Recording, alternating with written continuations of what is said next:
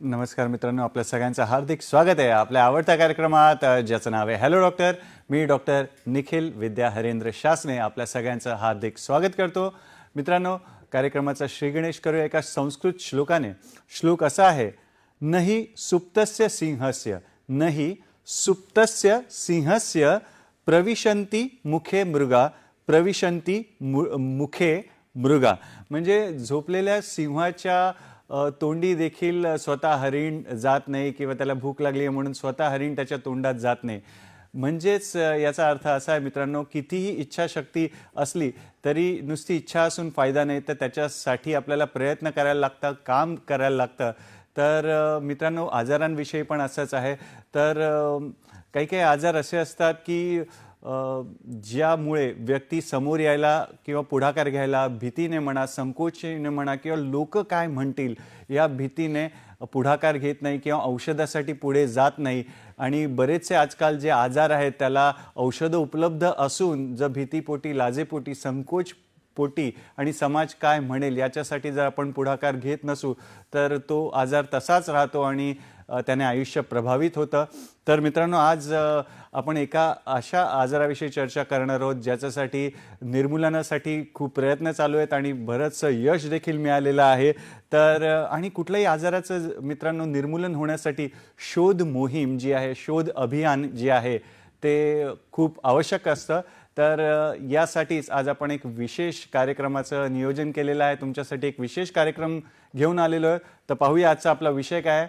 आजचा आपला विषय आहे कुष्ठरोग शोध अभियान. कुष्ठरोग शोध अभियान जो 17 नोव्हेंबर ते 2 डिसेंबर ही मोहीम, हे जे अभियान आहे ते सरकारतर्फे राबवलं जातं. तर आणि या महत्त्वपूर्ण विषयावर आपल्याला मार्गदर्शन करण्यासाठी खास पुण्याहून आपल्यासोबत महाराष्ट्र राज्य सार्वजनिक आरोग्य विभागाचे अतिरिक्त संचालक डॉक्टर संदीप सांगळे सर आपल्यासोबत आहेत. नमस्कार सर. नमस्कार. स्वागत आहे कार्यक्रमात. मित्रांनो, डॉक्टर साहेबांचा तुमच्याशी परिचय करून देतो. डॉक्टर संदीप सांगळे सर, आपण अतिरिक्त संचालक आहात महाराष्ट्र राज्य सार्वजनिक आरोग्य विभाग, महाराष्ट्र राज्य कुटुंब कल्याण कार्यालय पुणे येथे. आणि शिक्षणाविषयी सरांच्या सांगायचं झालं तर सरांनी MBBS केल्यावर पुण्यातील सुप्रसिद्ध BJ शासकीय वैद्यकीय महाविद्यालय आणि ससून रुग्णालय येथून पुढे MD केलं. MD PSM म्हणजेच प्रिव्हेंटिव्ह सोशल मेडिसिन, ज्याला आपण रोग प्रतिबंधात्मक व सामाजिक औषधशास्त्र या विषयामध्ये सरांनी MD ही पदवी प्राप्त केली. आणि विशेष सांगण्यासारखी गोष्ट म्हणजे सरांनी पुणे विद्यापीठामध्ये या परीक्षेमध्ये, MDच्या परीक्षेमध्ये प्रथम क्रमांक पटकावला. सर, खूप खूप अभिनंदन आणि कौतुक आहे सर तुमचं. आणि सरांच्या अनुभवाविषयी सांगायचं झालं तर सरांकडे भरपूर अनुभव आहे, वेगवेगळ्या क्षेत्रात सरांनी काम केलेलं आहे. सुरुवात करूया जागतिक आरोग्य संघटना म्हणजेच WHO साठी, वर्ल्ड हेल्थ ऑर्गनायझेशनसाठी आपण पोलिओ सर्वेलन्स मेडिकल ऑफिसर म्हणून मध्य प्रदेशमध्ये 2005 ते 2009 मध्ये आपली सेवा दिलेली आहे. पुढे बीड अहिल्यानगर येथे जिल्हा आरोग्य अधिकारी म्हणून देखील आपण आपली सेवा प्रदान केलेली आहे. आणि साल 2023 ते साल 2025 पर्यंत आपण सहसंचालक क्षयरोग व कुष्ठरोग या विभागात आपण कार्यभाग सांभाळत आणि समाजाला आपली सेवा दिली. असे बहुगुणी डॉक्टर आज आपल्या भेटीला आलेले आहेत. मित्रांनो, कार्यक्रम आपला आहे, आम्हाला तुम्ही खूप आवडता. त्यासाठी आजच्या विषयाशी निगडीत कुठलीही मनामध्ये शंका असली तर विना संकोच तुम्ही आम्हाला फोन करायचा आहे आणि आपले प्रश्न आम्हाला विचारायचे आहेत. तर आमचे फोन नंबर तुम्हाला माहितीच आहेत, तरी एकदा पुन्हा आपण बघूया. 022 मुंबईचा STD कोड. पुढे आमचा नंबर आहे 24908050. आमचा दुसरा नंबर आहे 24988050. पुन्हा मी एकदा दूरध्वनी क्रमांक सांगतो. 022 मुंबईचा STD कोड. पुढे नंबर आहे 24908050. दुसरा आमचा नंबर आहे 24988050. आणि जर समजा फोन लागला नाही, बिझी आला, तर तुम्ही आम्हाला ईमेलद्वारे देखील तुमचा प्रश्न, कार्यक्रम कसा वाटतोय त्याविषयीचा अभिप्राय आणि आमचे डॉक्टर मित्र जे आहेत ते देखील आम्हाला ईमेल करू शकतात. त्यासाठी आमचा ईमेल ॲड्रेस आहे hellodoctor2026@gmail.com. बरोबर, hellodoctor 2026@gmail.com. आणि जे आमचे मित्र दूरध्वनीद्वारे सहभाग घेणार आहोत, नंबर आपण पाहिलेच आहोत. फक्त 3 महत्त्वपूर्ण विनंती तुम्हाला करायची आहे. नंबर 1, जेव्हा तुमचा फोन जोडला जाईल तेव्हा आपल्या दूरदर्शन संचाचा आवाज आहे तो एकदम बंद करायचा आहे, जेणेकरून तुमचा प्रश्न आणि आवाज आम्हाला स्पष्ट ऐकायला येईल. नंबर 2, आपला प्रश्न सलग विचारायचा आहे. नंबर 3 आणि महत्त्वाचं, विषयाला अनुरूपच असा आपला प्रश्न असू द्या. तर शुभस्य शीघ्रम कार्यक्रमाचं श्री गणेश करूया. नमस्कार सर, पुन्हा एकदा स्वागत करतो. आणि आजचा आपला विषय आहे कुष्ठरोग शोध अभियान. तर ह्या विषयाचं महत्त्व काय आहे, आपण हे अभियान का साजरं करतो आणि आपल्यासमोर काय उद्दिष्ट आहे जेव्हा आपण हे अभियान राबवतो, त्याविषयी कृपया आम्हाला सांगा. कुष्ठरोग शोध अभियान, ज्याला आपण लेप्रसी केस डिटेक्शन कॅम्पेन म्हणतो, जे महाराष्ट्रामध्ये सध्या 17 नोव्हेंबर ते 2 डिसेंबर या कालावधीमध्ये राबवण्यात येत आहे. कुष्ठरोग निर्मूलनाच्या दृष्टीने समाजातील ज्या निदान न झालेले कुष्ठरोग आहेत, कुष्ठरुग्ण आहेत, तर त्यांचा शोध घेऊन, घरोघर सर्वेक्षणाद्वारे शोध घेऊन त्यांना तात्काळ त्यांचं निदान करून त्वरित उपचाराखाली आणणे आणि या संसर्गाची साखळी खंडित करणे, हा या अभियानाचा मुख्य उद्देश आहे. आणि सर, जर कुष्ठरोगाविषयी जर जागतिक प्रमाण जगामध्ये किती आहे कुष्ठरोगाचं, म्हणजेच लेप्रेसीचं, आणि भारतात त्याचं प्रमाण किती आहे, आणि त्याहून पुढे महाराष्ट्रात किती प्रमाण आहे, किंवा आपले जे जिल्हास्तरीयवर पण किती प्रमाण आहे किंवा कसं आहे, त्याविषयी देखील आम्हाला जाणून घ्यायला आवडेल. कुष्ठरोग तसं पाहिलं तर हा अतिप्राचीन काळापासून ज्ञात असलेला आजार आहे. चरक संहितेमध्ये, शुश्रूष संहितेमध्ये देखील याचा उल्लेख झालेला आढळून येतो. आणि सद्यस्थितीमध्ये मल्टी ड्रग ट्रीटमेंट सुरू झाल्यापासून कुष्ठरुग्ण हे कमी प्रमाणात आढळून येत आहेत. परंतु जागतिक पातळीवर जर आपण पाहिलं तर अजूनही साऊथ ईस्ट एशिया रिजनमध्ये, म्हणजे पूर्ण जगाच्या तुलनेमध्ये साधारणतः 72 ते 73% ह्या केसेस आढळून येत आहेत. अमेरिकन रिजनमध्ये पण 12 ते 13% केसेस आढळून येत आहेत. आणि आफ्रिकन रिजनमध्ये देखील केसेस ह्या आढळून येत आहेत. आणि ओव्हरऑल देशांच्या बाबतीत जर पाहिलं तर भारत, इंडोनेशिया आणि ब्राझील या 3 देशामध्ये सध्या सर्वात जास्त केसेस ह्या आढळून येत आहे. भारताच्या बाबतीत जर आपण पाहिलं तर केसेसची संख्या ही काही वर्षामध्ये खूप कमी झालेली आहे, परंतु अजूनही कुष्ठरुग्ण आपल्याला आढळून येत आहेत. आणि त्यामध्ये जे 5 राज्य आहेत, त्याच्यामध्ये महाराष्ट्र, छत्तीसगड, झारखंड, ओडिसा आणि चंदीगड या ठिकाणचा हा प्रिव्हॅलन्स रेट जो कुष्ठरोग रुग्णांचा आहे तो सध्या 1च्या वर आहे.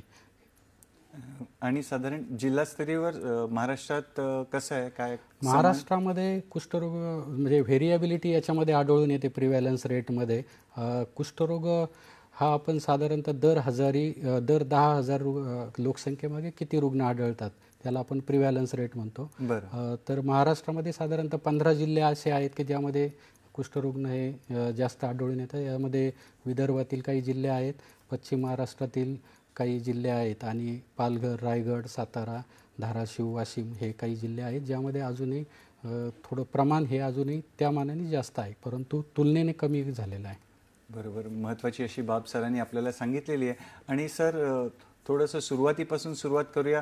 सर्वात पहिले हे कुष्ठरोग म्हणजेच लेप्रेसी म्हणजे काय ते आम्हाला सांगा, आणि थोडक्यात थोडा बहुत आम्हाला कुष्ठरोगाचा इतिहास पण सांगा. कुष्ठरोग हा मायकोबॅक्टेरियम लेप्री या जीवाणूमुळे होणारा आजार आहे. त्यामुळे पूर्वी ज्या समजुती वगैरे होत्या तशा काही नाही. हा एक जीवाणूमुळे होणारा आजार आहे. हा एक सांसर्गिक आजार आहे, परंतु याचा हा कमी प्रमाणात सांसर्गिक आहे. म्हणजे जसं व्हायरल फिवर किंवा क्षयरोग वगैरे हे जास्त संसर्गजन्य आहेत, त्या तितका संसर्गजन्य हा आजार नाही आहे.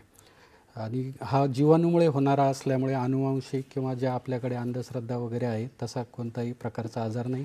हा प्रामुख्याने त्वचा आणि आपले मज्जातंतूवर आघात करतो आणि त्यानुसार मग आपल्याला लक्षणं आढळून येतात.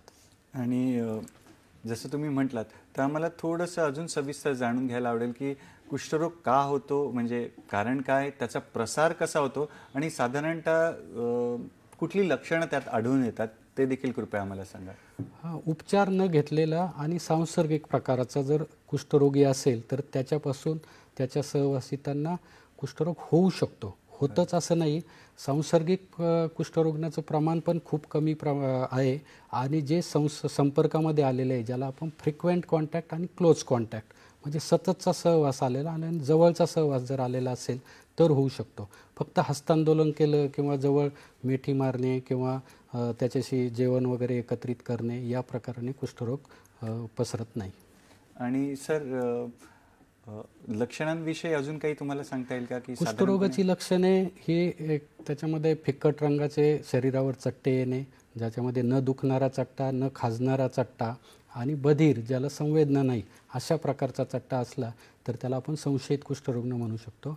आणि मग जर ते चेतातंतू वगैरे जर त्याच्यामध्ये त्याचे प्रभावित झालेले असेल तर हातापायांना मुंग्या येणे किंवा शरीरावर बारीक गाठी येणे किंवा मग जर त्याच्या पुढच्या स्टेजमध्ये जर असेल तर म्हणजे हातामध्ये पायामध्ये कमजोरी येणे आणि हातामध्ये एखादी वस्तू जर धरली तर ती आपल्या हातातून निसटून जाणे किंवा पायातील चप्पल आपोआप निसटून जाणे अशा प्रकारची लक्षणे सर्वसाधारणपणे दिसून येतात. भुवया आपल्या जे डोळ्याच्या वरती भुवया आहे ते केस नाहीसे होणे अशा प्रकारचे लक्षणे हे आढळून येतात. सरांनी आपल्याला दाखवायला छायाचित्र देखील आणलेली आहेत. ती छायाचित्र बघितल्यावर आपल्याला कुष्ठरोग म्हणजे काय किंवा लेप्रेसी म्हणजे काय त्याची जाणीव होईल किंवा तो आपल्याला लक्षात येईल. आणि आसपास असे काही जर रुग्ण असतील किंवा बाधित व्यक्ती असेल, संशयित व्यक्ती असेल तर त्याला उपचार घेण्यासाठी आपल्याला प्रोत्साहन करता येईल किंवा शासकीय नोंद पण होणं गरजेचं आहे. त्याविषयी सरांकडून आपल्याला अजून जाणून घ्यायचं आहे. आणि सर अजून एक मनामध्ये प्रश्न असतो की कुष्ठरोग हा अनुवंशिक आहे का, त्याविषयी देखील सांगा. आणि थोडा एक जोडून प्रश्न विचारतो की जनमानसात या कुष्ठरोगाविषयी किंवा लेप्रेसीविषयी एवढी भीती का आहे, तर त्याविषयी देखील कृपया आम्हाला सांगा. सर्वप्रथम की कुष्ठरोग हा अनुवांशिक नाही आहे, म्हणजे एका पिढीकडून दुसऱ्या पिढीकडे होणारा आजार नाही. हा संसर्गजन्य आजार आहे, जीवाणूंमुळे होणारा आजार आहे.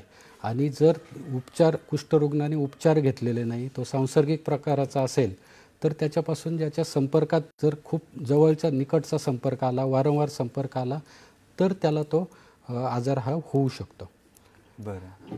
आणि मग जनमानसामध्ये किंवा लोकांमध्ये किंवा समाजामध्ये एवढी या कुष्ठरोगाची, लेप्रेसीची भीती का आढळते किंवा लोक घाबरतात का की जेव्हा अशा व्यक्तीला, बाधित व्यक्तीला जेव्हा बघतात तेव्हा, त्याविषयी देखील त्याच्यामध्ये जर आपण इतिहासामध्ये जर पाहिलं म्हणजे फार पूर्वीच्या कालावधीमध्ये जेव्हा बहुविध औषधोपचार पद्धती उपलब्ध नव्हती त्यावेळेस जे कुष्ठरुग्ण होते याचं प्रोग्रेशन हळूहळू व्हायचं आणि ते दृश्य स्वरूपातील विकृती निर्माण व्हायच्या. म्हणजे हातापायाची बोटे जाणे किंवा नाक बसलेलं असणे किंवा डोळ्याची पापणीची उघडझाप प्रॉपर न होणे, शरीरावर गाठी येणे, मोठे मोठे चट्टे येणे. त्यामुळे एक प्रकारची थोडीशी ती विद्रूपता, दृश्य स्वरूपातील विकृती आल्यामुळे लोकांचा बघण्याचा दृष्टिकोन त्याच्यामुळे बदलला आणि कुष्ठरोगाविषयी भीती निर्माण झाली. पण याच्यामध्ये आता पॉझिटिव्ह बाब म्हणजे सकारात्मक बाब अशी आहे की आता सध्या जे विकृतीचं प्रमाण आहे, ट्रीटमेंटचा पार्ट, जागरूकता, या सर्व बाबीमुळे आता विकृतीचं प्रमाण हे अतिशय कमी झालेलं आहे आणि त्यामुळे आपल्याला आता दृश्य स्वरूपातील विकृतीचे रुग्ण हे आढळून येत नाही. मगाशी तुम्ही एका छायाचित्रात ते प्रमाण पण दाखवलं की देशभरामध्ये किती टक्के आहे आणि विकृतीचं किंवा अफेक्टेड महाराष्ट्रातलं प्रमाण, कृपया त्याविषयी थोडंसं सांगता येईल का, म्हणजे किती टक्के? आपलं जे उद्दिष्ट आहे की विकृतीचं प्रमाण हे आपल्याला आता 0 आणायचं आहे. बरोबर. आणि आता सध्या हे आपलं महाराष्ट्रातील प्रमाण पण 1% कमी आहे. फारच छान. त्यामुळे जे पेशंट दिसतात ते आपल्याला समोरून लक्षात पण येणार नाही का हा कुष्ठरुग्ण असू शकतो, कारण तो त्या प्रोग्रेसिव्ह स्टेजमध्ये गेलेला नाहीये, कारण वेळीच उपचार घेतला तर त्या स्टेजमध्ये तो जात नाही. म्हणजे एक चांगली गोष्ट, महाराष्ट्रामध्ये तो आलेख जो आहे तो खाली जाताना दिसतो आहे. आणि डॉक्टर साहेब आम्हाला हे पण सांगा की कुष्ठरोगाचे म्हणजेच लेप्रेसीचे काय प्रकार आहेत किंवा असतात का, तर असतील तर कसे काय प्रकार आहेत त्याविषयी देखील सांगा. लेप्रेसीचे सर्वसाधारणपणे 2 प्रकार आहे. असंसर्गिक लेप्रेसी साधारणतः जवळजवळ 80% ते 85% असंसर्गिक असतात, म्हणजे त्यांच्यापासून दुसऱ्याला लेप्रेसी होत नाही. आणि दुसरा सांसर्गिक प्रकार आहे आणि याचं जे निदान आहे ते आपलं क्लिनिकल आहे, म्हणजे याच्यासाठी खूप काही वेगळ्या टेस्ट वगैरे करण्याची गरज नाही. तर साधारणतः अंगावर 1 ते 5 पर्यंत चट्टे असेल किंवा एकच मज्जातंतू जाड झालेला असेल किंवा नसेल झालेला, किंवा जी त्वचेची आपण स्किन स्मिअर एक्झामिनेशन करतो तर त्याच्यामध्ये जर आपल्याला जीवाणू आढळून आले नाही तर त्याला आपण असंसर्गिक रुग्ण म्हणतो. आणि यापेक्षा जास्त चट्टे जर असेल, एकापेक्षा जास्त मज्जातंतू इन्व्हॉल्व झालेला असेल किंवा स्किन स्मिअरमध्ये त्वचेची जी आपण तपासणी करतो त्याच्यामध्ये जीवाणू आढळून आले तर तो सांसर्गिक किंवा त्याला मल्टीबॅसिलरी कुष्ठरोग असं आपण म्हणतो. फारच छान सर, सहज सोप्या भाषेमध्ये तुम्ही आम्हाला कुष्ठरोगाविषयी सांगताय, त्याच्या प्रकारांविषयी आणि जनमानसा चे जे गैरसमज आहे ते दूर करण्याचा प्रयत्न करत आहात. तर अजून भरपूर सरांकडून आपल्याला समजून घ्यायचं आहे, शिकायचं आहे. तर मित्रांनो, वेळ झाली का छोट्याशा विश्रांतीची. पाहत राहा आपला आवडता कार्यक्रम हॅलो डॉक्टर, फक्त आणि फक्त दूरदर्शनच्या सह्याद्री वाहिनीवर, प्रत्येक घरासाठी, घरातल्या प्रत्येकासाठी. मराठी विज्ञान परिषद प्रस्तुत विज्ञानम जनहिताय. मंडळी, जगभरात अनेक विषयातील विज्ञान तंत्रज्ञान झपाट्याने बदलत आहे. शेती, उद्योग, पर्यावरण, अंतराळ, वैद्यकशास्त्र, शरीर विज्ञान, कृत्रिम बुद्धिमत्ता अशा असंख्य क्षेत्रात नवनवीन संशोधनाचे वारे वाहत आहेत. विज्ञानाचं, तंत्रज्ञानाचं नवीन जग जाणून घेण्यासाठी पाहत रहा विज्ञानम जनहिताय. प्रसारण दर शनिवारी रात्री 9 वाजता आणि पुनःप्रसारण दर रविवारी सकाळी 9:30 वाजता, फक्त आपल्या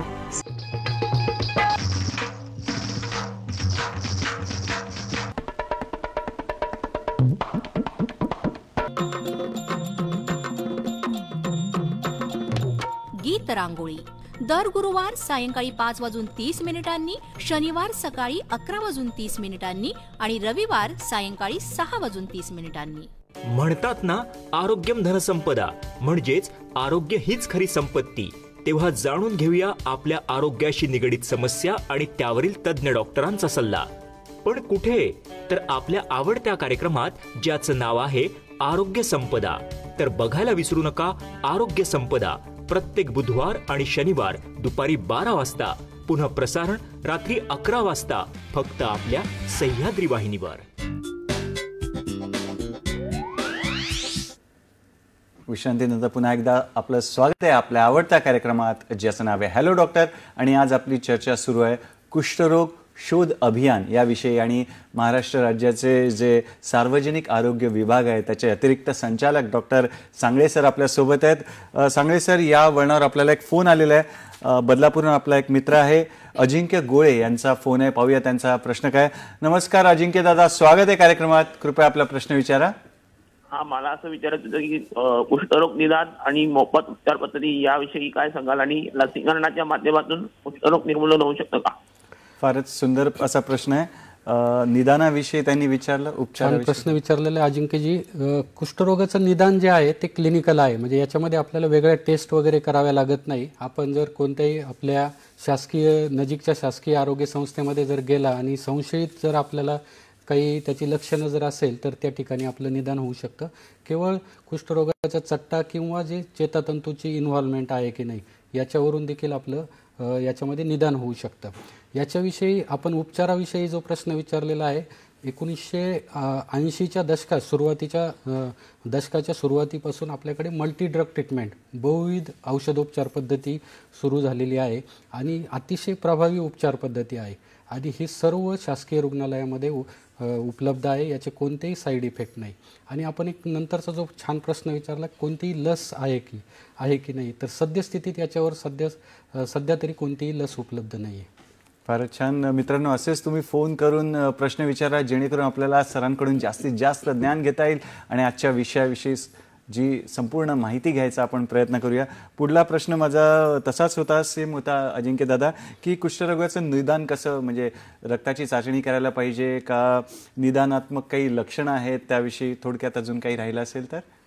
जागतिक आरोग्य संघटनेने जे निदानात्मक लक्षणे जे सांगितलेली आहेत ते 3 सांगितली, आणि या 3 पैकी जर कोणतेही एक जर लक्षण असेल तर त्याला आपण कुष्ठरोग असं निदान करू शकतो. त्याच्यामध्ये पहिलं अगोदर सांगितल्याप्रमाणे की न दुखणारा, न खाजणारा, हायपोपिगमेंटेड, फिक्कट रंगाचा किंवा तांबूस रंगाचा चट्टा जर असेल, ज्याच्यावरती केस नाही आहे किंवा घाम येत नाही, अशा प्रकारचा चट्टा जर असेल तर त्याला आपण एक तपासणी करून त्याचं कन्फर्मेशन करू शकतो. किंवा चेतातंतू, ज्या आपण नर्व्ज म्हणतो, त्या जर जाड झालेल्या असेल, थिकड नर्व्ज जर असेल तर त्याच्यावरून पण निदान होऊ शकतं.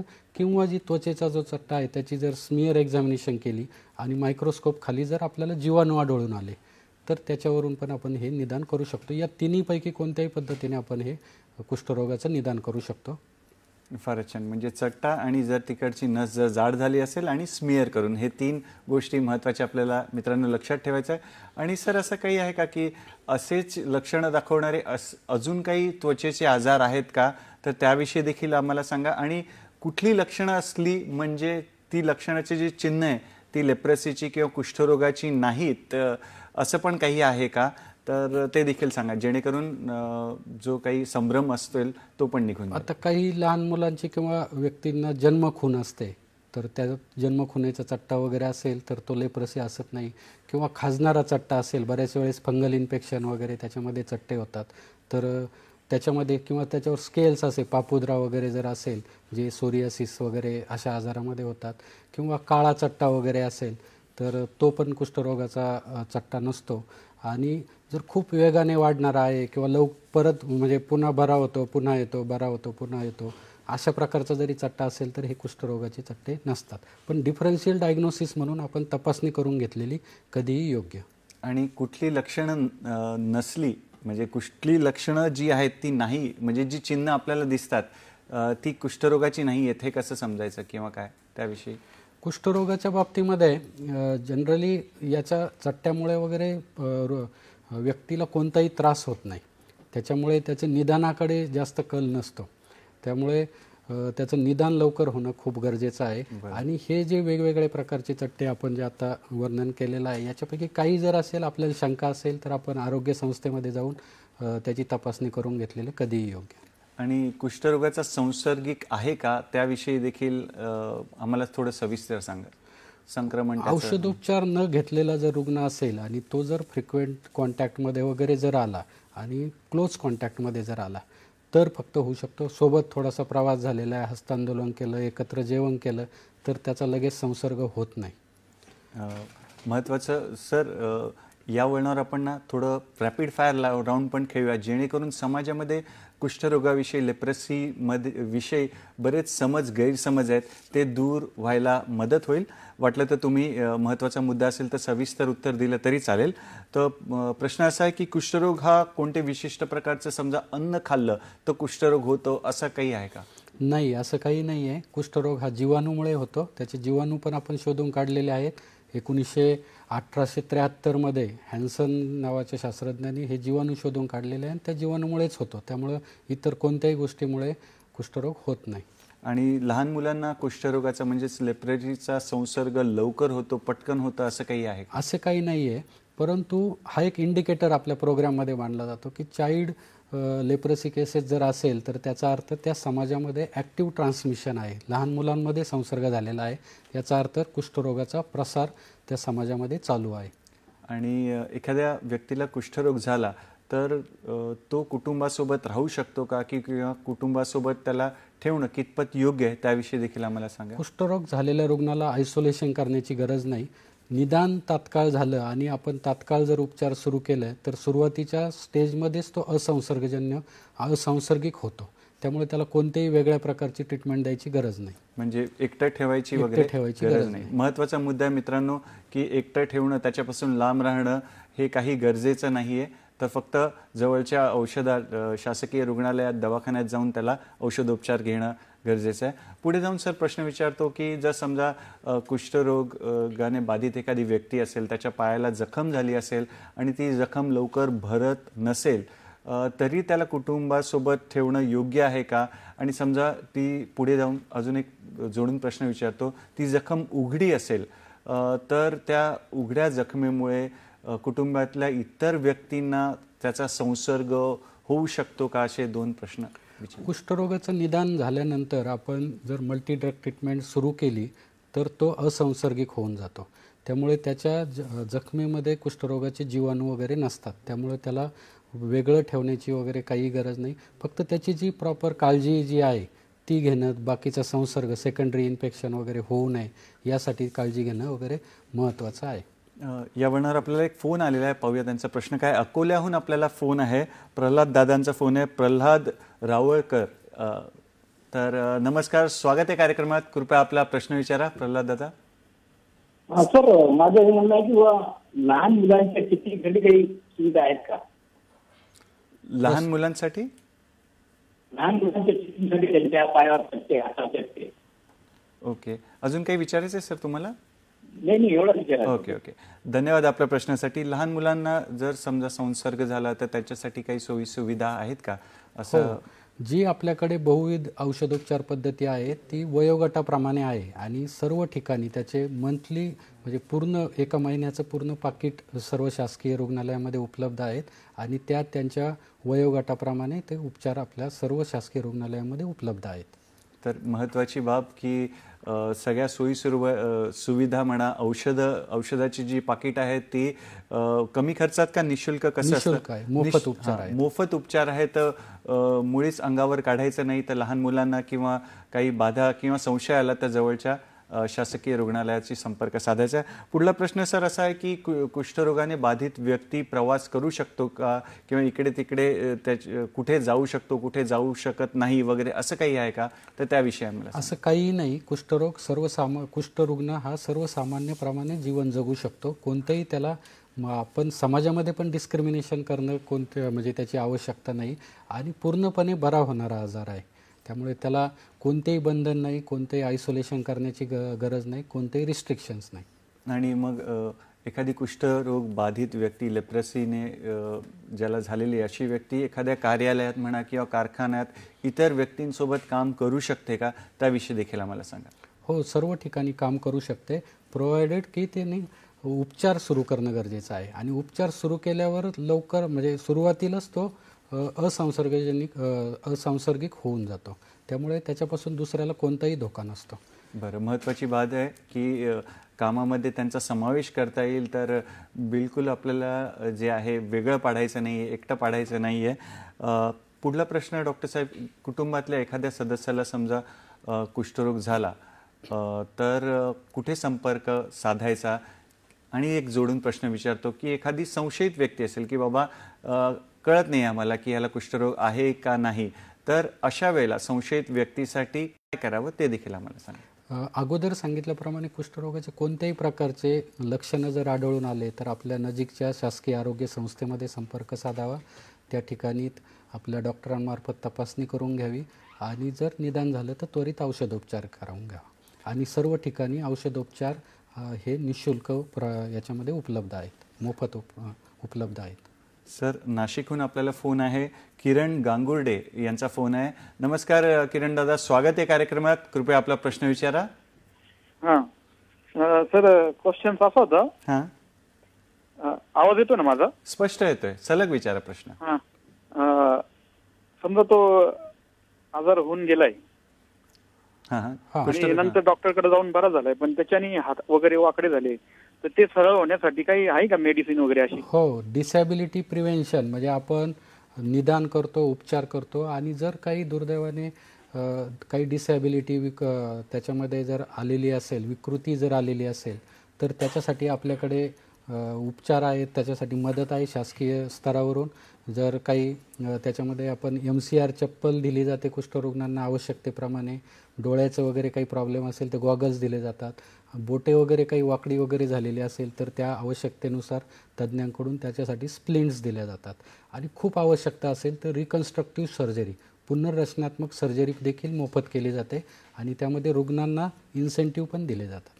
म्हणजे सर्जरी किंवा उपचार घेतल्याबद्दल शासनातर्फे रिकन्स्ट्रक्टिव्ह सर्जरी झाल्यानंतर रुग्णाला इन्सेंटिव्ह दिले जातात. म्हणजे काही निधी दिला जातो. हो, 12,000 रुपये प्रोत्साहनपर भत्ता हा त्या रुग्णाला दिला जातो आणि ज्या हॉस्पिटलमध्ये शस्त्रक्रिया झाली त्यांना 5,000 रुपये भत्ता दिला जातो. फारच महत्त्वाची अशी मदत सरकारतर्फे केली जाते. आणि डॉक्टर साहेब, पुढे असं विचारायचं की गावाच्या पातळीवर प्रशिक्षित असे काही सेवक आहेत का की जे संशयित कुष्ठरोग बाधित व्यक्तीला शोधू शकतील, तर त्याविषयी देखील आम्हाला सांगा. गाव पातळीवर आपल्या आशा कार्यकर्ते आहे, यांचं प्रशिक्षण झालेलं आहे. ते संशयित रुग्ण ओळखू शकतात आणि मग ते संशयित रुग्ण आपल्या नजीकच्या प्राथमिक आरोग्य केंद्रामध्ये वैद्यकीय अधिकाऱ्यांकडे रेफर करून त्यांच्यामार्फत तपासणी करून त्यांचं निदान करू शकतात. याचबरोबर आपल्या ANM, MPW, सुपरवायझर्स, कुष्ठरोग तंत्रज्ञ, वैद्यकीय पर्यवेक्षक हा जो सर्व ग्राम पातळीवरचा स्टाफ आहे तर त्यांच्यामार्फत आपण संशयित कुष्ठरुग्ण शोधून काढू शकतो आणि संबंधित वैद्यकीय अधिकाऱ्यांमार्फत त्यांचं निदान करू शकतो. आणि समजा कुष्ठरोगाचा जो उपचार आहे, थोडंसं उपचाराकडे पण आता लक्ष देऊया, त्याविषयी पण आम्हाला तुमच्याकडून जाणून घ्यायचं आहे.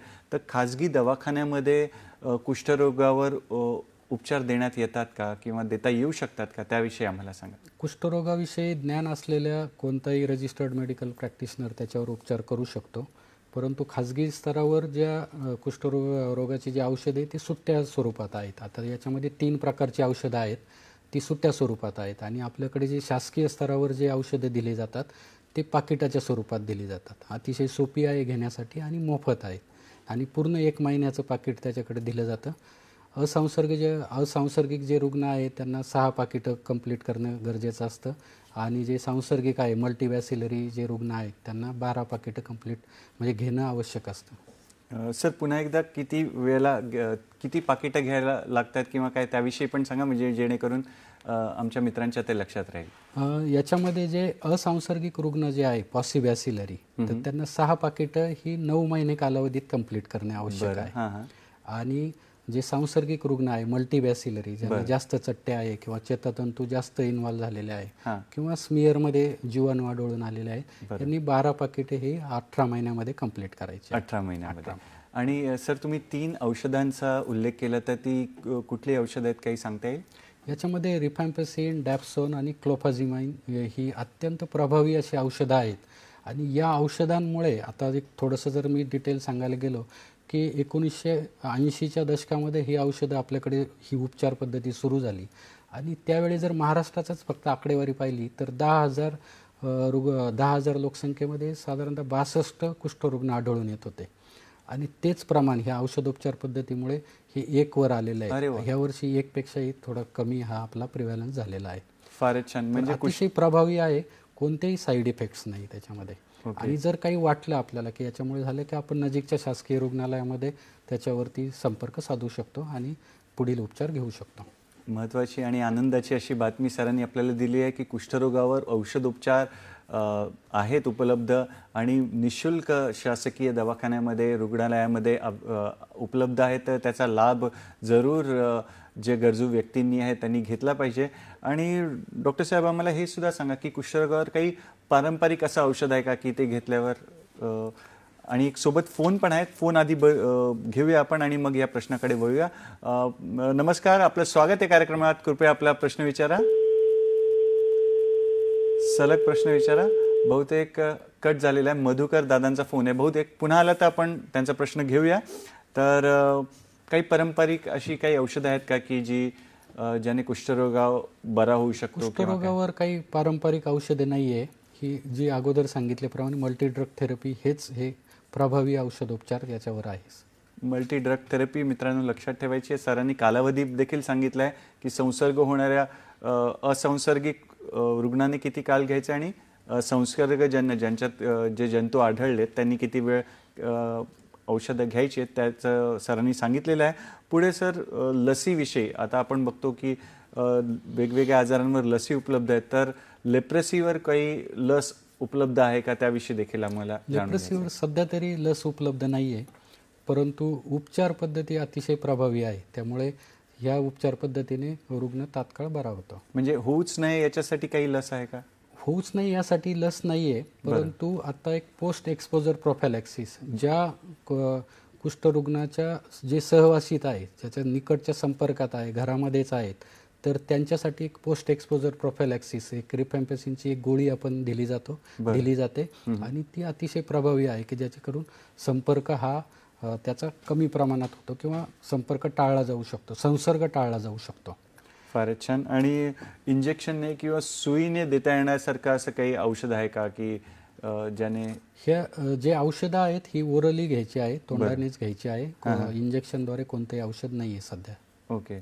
आणि सर ही जी प्रभावी औषध पद्धती आहे त्याविषयी थोडंसं पुन्हा आम्हाला सांगा की कुष्ठरोगावर कशा प्रकारे प्रभावी औषधं आहेत किंवा काय त्याविषयी थोडक्यात आम्हाला सांगता आलं तर? आपण हे स्लाइडमध्ये आपण हे पाहू शकतो की हे पाकिट याच्यासाठी आहे, MDTचं पाकिट त्याला म्हटलं जातं. आणि याच्यामध्ये 3 प्रकारचे औषध आहे. डॅप्सोन आहे, रिफॅम्पेसिन आहे आणि क्लोफाझिमिन आहे. बरं. आणि 1980च्या अगोदर फक्त डॅप्सोन हे एकच औषध होतं आणि हे 80 नंतर ही प्रभावी उपचार पद्धती आल्यानंतर अगोदर सांगितल्याप्रमाणे रुग्णांची संख्या खूप कमी झालेली आहे आणि आपण प्रसार रोखण्यामध्ये बऱ्याच अंशी यशस्वी झालेला आहे आणि हे आपल्याला आढळून येणाऱ्या केसेसवरून हे म्हणजे दिसून येत आहे. धन्यवाद डॉक्टर साहेब. तुम्ही साध्या शब्दामध्ये सहज आम्हाला कुष्ठरोग याविषयी माहिती देत आहात आणि महत्त्वपूर्ण माहिती आमच्या मित्रांपर्यंत जनहितासाठी जी आहे प्रसार होत आहे त्याचा तुर्तास वेळ झाली एका छोट्याशा विश्रांतीची. पाहत राहा आपला आवडता कार्यक्रम हॅलो डॉक्टर, फक्त आणि फक्त दूरदर्शनच्या सह्याद्री वाहिनीवर, प्रत्येक घरासाठी, घरातल्या प्रत्येकासाठी.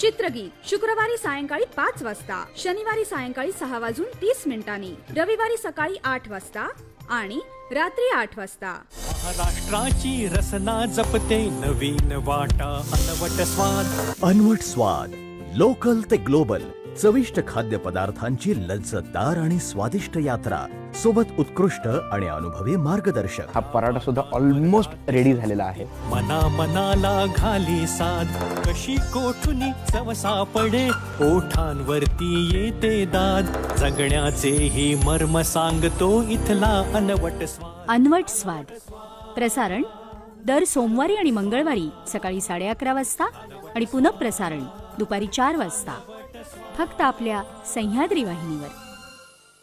येता पिकाले बहर, शिवार झालं हरभर, येता मातीचा हा गंध, मनी आनंद लहर. आनंदाची लहर मनात फुलवणारी, माते समान असणारी ही काळी आई. या काळ्या आईच्या लेकरांसाठी माहितीपूर्ण कार्यक्रम आमची माती आमची माणसं. नवीन तंत्रज्ञान, नवीन संशोधन, शेतकऱ्यांना होईल नव्या जगाची ओळख. प्रगतीच्या दिशेने एक पाऊल आपल्या माणसांचं, आपल्या मातीतलं. आमची माती आमची माणसं. प्रसारण सोमवार ते शुक्रवार सायंकाळी 6:30 वाजता, फक्त सह्याद्री वाहिनीवर.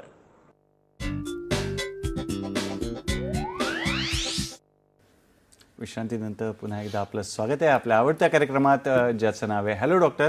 आणि आज आपली चर्चा सुरू आहे कुष्ठरोग शोध अभियानाविषयी आणि महाराष्ट्र राज्याचे सार्वजनिक आरोग्य विभागाचे अतिरिक्त संचालक डॉक्टर संदीप सांगळे सर आपल्यासोबत आहेत. सर, आम्हाला तुम्ही मल्टी ड्रग थेरपीविषयी सांगितलं, तर हे खाजगी दुकानांमध्ये अवेलेबल आहे का ते पण आम्हाला जाणून घ्यायचं आहे. आणि हे जे बहुविध औषधोपचार म्हणजेच मल्टी ड्रग थेरपी आहे ते घेतल्याचे काय काय फायदे होतात ते देखील आम्हाला सांगा. हे जे 3 औषधं आहे, रिपॅम्पिसिन, डॅप्सोन आणि क्लोफाझिमाइन, हे खाजगी रुग्णालय, खाजगी क्षेत्रात पण उपलब्ध आहे, खाजगी दुकानामध्ये देखील उपलब्ध आहेत. परंतु आपल्याकडे जे शासकीय स्तरावर आहे ते पाकिटाच्या स्वरूपात आहे, एकत्रित आहे, मंथली डोजेस आहेत. तर हे आपण जर बाहेरून जर घेतले तर ते आपल्याला सुट्ट्या स्वरूपामध्ये घ्यावे लागतील. बरं बरं. आणि घेतल्याचे फायदे काय याचे फायदे, एक तर अगोदर पण सांगितल्याप्रमाणे की रुग्ण पूर्णपणे बरा होतो. बरं. दुसरं, सांसर्गिक रुग्ण असेल तर तो सुरुवातीच्या स्टेजला असंसर्गिक होतो, म्हणजे त्याच्यापासून दुसऱ्याला प्रसार होण्याची शक्यता नाहीशी होऊन जाते. आणि रुग्णासाठी फायदा की तो पुढच्या स्टेजमध्ये म्हणजे कोणत्याही प्रकारची विकृती वगैरे आपण टाळू शकतो. म्हणजे सुरुवातीच्या स्टेजला त्याने जर उपचार केला तर पुढील जी विकृती वगैरे डिफॉर्मिटी येऊ शकते ती आपण टाळू शकतो आणि तो आपलं सर्वसामान्य जीवन जगू शकतो. आणि जेव्हा निदान झालं तेव्हा वेळेवर औषध उपचार घेणं, चालढकल न करणं हे किती आवश्यक आहे त्याविषयी देखील आम्हाला सांगा. वेळेवर उपचार जर घेतला नाही तर मग आपण जे लक्षणांमध्ये पाहिले की पुढची जी लक्षणं आहे, त्वचेवर गाठी येणे किंवा अल्सर होणे, चेतातंतूंचं जाड होणे आणि त्याचं जास्त प्रभावी झाल्या की मग त्याचे वेगवेगळ्या शरीराच्या अवयवावर परिणाम होऊ शकतो.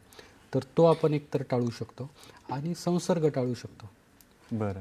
आणि व्यक्ती कुष्ठरोगातून पूर्णपणे बरा झालेला आहे हे कसं ओळखता येतं? त्यांनी जर पूर्ण ट्रीटमेंट जर घेतलेली असेल तर तो म्हणजे त्यांनी 9 महिन्यामध्ये जर पॉसिव्हॅसिलरी किंवा असंसर्गिक रुग्ण असेल, 9 महिन्यामध्ये 6 पाकिटं जर घेतलेली असेल तर त्याला आपण रिलीज फ्रॉम ट्रीटमेंट म्हणतो, म्हणजे तो बरा झालेला आहे असं समजतो. किंवा मग 12 पाकिटं जर 18 महिन्यात घेतलेले असेल तर तो बरा झालेला.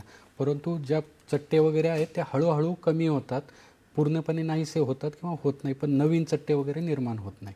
आणि समाज म्हणून आपण कशी मदत करू शकतो की व्यक्तीचं निदान होण्यासाठी किंवा दुसऱ्यासाठी आपण कशी मदत करू शकतो त्याविषयी देखील आम्हाला सांगा. याच्यामध्ये जागरूकता एक खूप महत्त्वाची आहे. जे गैरसमज जे त्याच्यामध्ये गैरसमज जे आहेत तर ते एक दूर करण्यासाठी आपण आपलं योगदान त्याच्यामध्ये आपण देऊ शकतो. आणि आपल्याकडे जर स्वतः तपासणी केली, काही संशय वाटला, आपल्याला काही चट्टा वगैरे असेल तर ती आपण तात्काळ तपासणी करून त्याचं निदान करून घेऊ शकतो आणि तात्काळ उपचार करून घेऊ शकतो. आणि आपल्या आजूबाजूला जर असं कोणी संशयित असेल तर त्याविषयी जागरूकता वाढवून आपण लवकरात लवकर त्यांना उपचाराखाली आणू शकतो. आणि चट्ट्याची जागा बदलते वगैरे असं काही आहे का? चट्ट्याची जागा जर तो उपचार जर घेतला तर मग बदलत वगैरे नाही, परंतु उपचार जर घेतला नाही तर चट्ट्याची संख्या वगैरे वाढू शकते. आणि हे जे बहुविध औषध उपाययोजना आहे, मल्टी ड्रग थेरपी आहे, त्याचे काही साईड इफेक्ट आहेत का त्याविषयी देखील त्याचे साईड इफेक्ट्स वगैरे नाही. रिपॅम्पेसिनचं थोडीशी लघवी लाल रंगाची वगैरे होणे असं होऊ शकतं, परंतु असे विशेष असे साईड इफेक्ट कोणत्याही औषधाचे नाही आहे. आणि थोडंसं त्वचा काळपट रंगाची वगैरे होणे हे क्लोफाझिमाइन औषधामुळे काही रुग्णांना ते होऊ शकतं. आणि औषधोपचार घेत असताना काही काळजी घेतली पाहिजे असं? औषधोपचार घेताना नियमितपणे औषधोपचार घेणे खूप महत्त्वाचं आहे. त्याच्यामध्ये खंड पडू न देणे आणि विहित वेळेमध्ये पूर्णपणे उपचार म्हणजे पूर्ण करणे हे खूप महत्त्वाचं आहे. आणि जसं आपण आधी बोललेलो की इतर त्वचेचे आजार पण आहेत, तर विटिलिगो ज्याच्यामध्ये जो आहे शरीराचा जो रंग आहे तो पांढरसट पडतो, तर त्याच्यामध्ये विटिलिगोमध्ये आणि लेप्रेसीमध्ये म्हणजेच कुष्ठरोगामध्ये कसा फरक करता येणार? व्हिटिलिगोमध्ये मेलॅनिन पिगमेंट नसतात, त्यामुळे ते पांढरा रंगाचा तो डाग असतो. आणि त्याच्यामध्ये बाकीचं जे आहे आपला हा न दुखणारा, न खाजणारा, संवेदना नसणारा हा कुष्ठरोगाचा चट्टा असतो. व्हिटिलिगोमध्ये ह्या गोष्टी आढळून येतात. ओके. आणि समजा औषधोपचार घेतल्यावर पुन्हा हा कुष्ठरोग उद्भवू शकतो का, त्याविषयी देखील आम्हाला? याच्यामध्ये रिलॅप्सचं प्रमाण जवळजवळ नाही आहे, म्हणजे औषधोपचार घेतल्यानंतर पुन्हा उद्भवण्याचं काही कारण नाही. आणि जी विकृती समजा आली असेल तर ती पूर्ण बरी होते का, किंवा त्याविषयी काय सांगा? विकृतीच्या बाबतीमध्ये आपल्याला आता वेगवेगळ्या ट्रीटमेंट मॉडॅलिटीज उपलब्ध आहे, रिकन्स्ट्रक्टिव्ह सर्जरीज आहे आणि त्याच्यानुसार आपण त्याचं एक रिहॅबिलिटेशन, मेडिकल रिहॅबिलिटेशन आपण जे म्हणतो त्या पद्धतीने करू शकतो. रिकन्स्ट्रक्टिव्ह सर्जरी आपल्या शासकीय रुग्णालयामध्ये आणि काही स्वयंसेवी संस्थांच्या हॉस्पिटलमध्ये पण मोफत याच्यामध्ये आपण रिकन्स्ट्रक्टिव्ह सर्जरी करतो. आणि सर, ग्रामीण भागात कुष्ठरोगाशी निगडीत बऱ्याच समज, गैरसमज किंवा अंधश्रद्धा आहेत, तर त्याविषयी तुम्ही काय सांगा? अगोदर सांगितल्याप्रमाणे की हा एक कमी संसर्ग असणारा संसर्गजन्य आजार आहे आणि हा जीवाणूंमुळे होतो, इतर कोणत्याही कारणामुळे होत नाही. हा अनुवांशिक नाही आणि इतर जे काही गैरसमज आहेत ते कोणतेही नाही, फक्त हा जीवाणूमुळे होणारा एक आजार आहे. आणि कुष्ठरोगाच्या प्रतिक्रियेमुळे म्हणजे काही रिॲक्शन वगैरे येते का, त्याविषयी देखील आम्हाला सांगा. कुष्ठरोगाचे औषधोपचार असताना काही रिॲक्शन वगैरे क्वचित प्रसंगी येऊ शकते, ज्याच्यामध्ये ताप येणे किंवा चट्टेची साईज वाढणे किंवा लालसर रंगाचे होणे, सूज येणे, अशा प्रकारचं होऊ शकतं. अशा वेळेस जर आलं तर ते आपल्या नजीकच्या शासकीय रुग्णालयामध्ये वैद्यकीय अधिकाऱ्यांकडे जाऊन उपचार घेणं आवश्यक आहे. आणि त्या रिॲक्शनवर उपचार करता येतात? बरं. आणि थोडंसं तुम्ही पुनर्वसन, मगाशी शब्द रिहॅबिलिटेशन विषयी बोललात, तर त्याविषयी अधिक जाणून घ्यायला आम्हाला आवडेल. कसं पुनर्वसन केलं जातं? याच्यामध्ये ज्यांना विकृती वगैरे आलेली आहे किंवा हातापायाची बोटे वगैरे गेलेली आहे, तर आता सुदैवाने याचं प्रमाण अतिशय कमी झालेलं आहे. ग्रेड 2 डिफॉर्मिटी, ज्याला व्हिजिबल डिफॉर्मिटी म्हणतो, हे प्रमाणच खूप कमी झालेलं आहे. पण ज्यांना अगोदर वगैरे झालेलं आहे त्यांना व्होकेशनल ट्रेनिंग काही स्वयंसेवी संस्थेच्या मदतीने वगैरे आपण देऊ शकतो. मेडिकली आपण त्यांना काही स्प्लेंड्स वगैरे देऊ शकतो. काही रिकन्स्ट्रक्टिव्ह सर्जरी त्याच्यामध्ये करू शकतो, जेणेकरून तो आपलं उर्वरित जे आयुष्य आहे ते सर्वसामान्यांप्रमाणे जगू शकतो. आणि हे पुनर्वसन करणं का गरजेचं आहे, का आवश्यक आहे, त्याविषयी देखील आम्हाला सांगा, म्हणजे महत्त्व अधोरेखित होईल पुनर्वसनाचं. याच्यामध्ये समाजामध्ये कुष्ठरोगाविषयीचे पूर्वीपासूनचे आलेले जे गैरसमज आहेत, तर त्याच्यामध्ये याचा एक सोशल डिस्क्रिमिनेशन बऱ्याच प्रमाणात झालेलं आहे. आता जागरूकता वगैरे वाढल्यामुळे कमी झालेलं आहे. बहुविध औषधोपचार पद्धती आल्यामुळे विकृतीचं प्रमाण कमी झालेलं आहे. परंतु ज्या रुग्णांना जे झालेलं आहे ऑलरेडी यापूर्वीच झालेलं आहे, तर त्यांच्यासाठी हे पुनर्वसन महत्त्वाचं आहे, जेणेकरून ते आपलं आयुष्य सामान्यपणे जगू शकतात.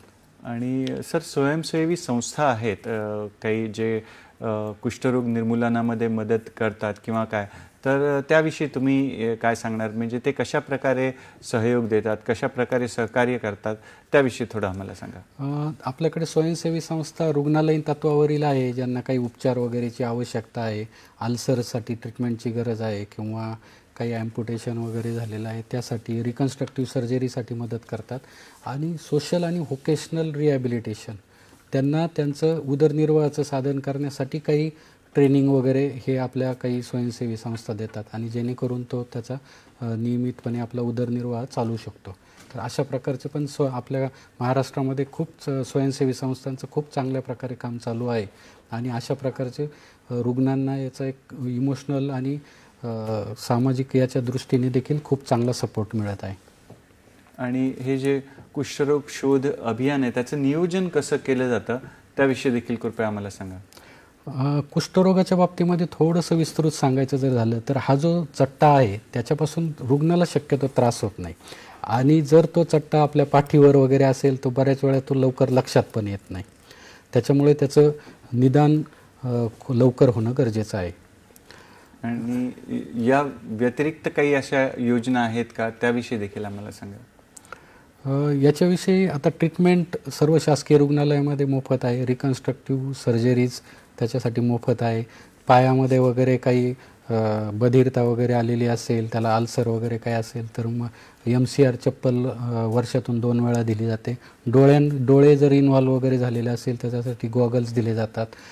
बोटे वगैरे काही त्याच्यामध्ये डिफॉर्मिटी आलेली असेल तर स्प्लिंट्स दिले जातात. बरं.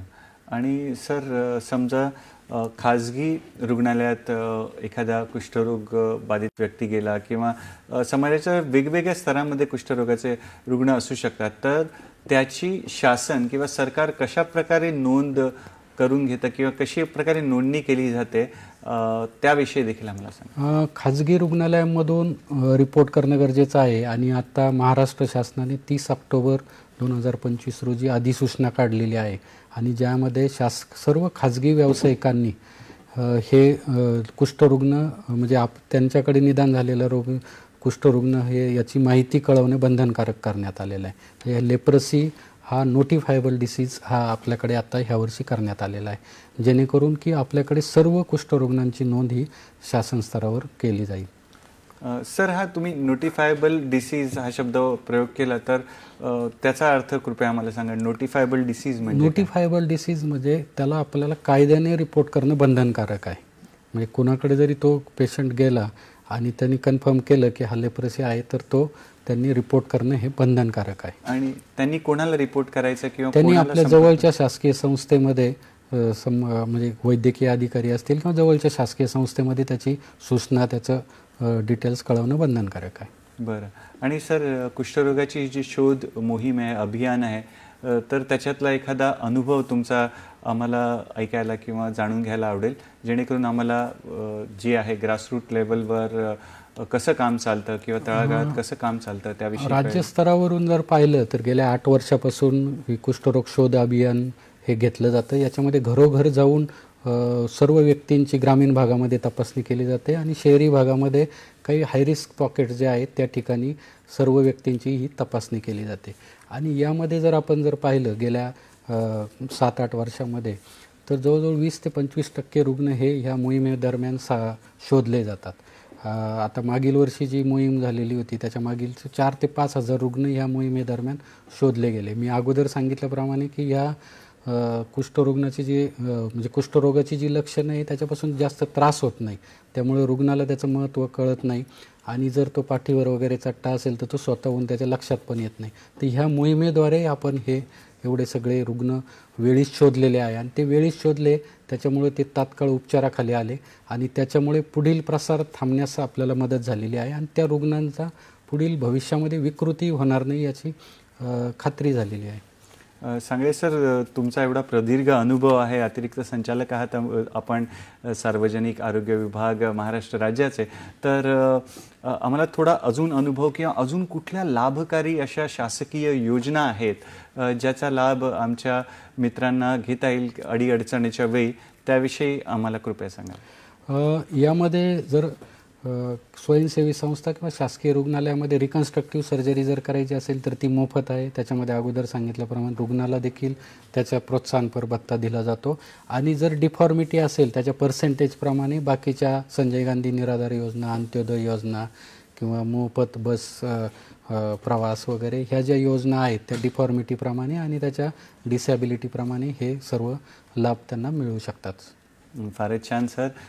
सर, आजच्या महत्त्वपूर्ण विषयावर मार्गदर्शन करण्यासाठी आपण खास पुण्याहून इथे आलात आणि आजचा जो महत्त्वपूर्ण विषय त्याच्यावर आम्हाला छान मार्गदर्शन दिलं, त्यासाठी दूरदर्शनच्या सह्याद्री वाहिनीतर्फे, आमच्या हॅलो डॉक्टरच्या संघातर्फे आणि आमच्या प्रेक्षक मित्रांतर्फे खूप खूप धन्यवाद तुम्हाला आणि पुढील वाटचालीसाठी खूप खूप शुभेच्छा.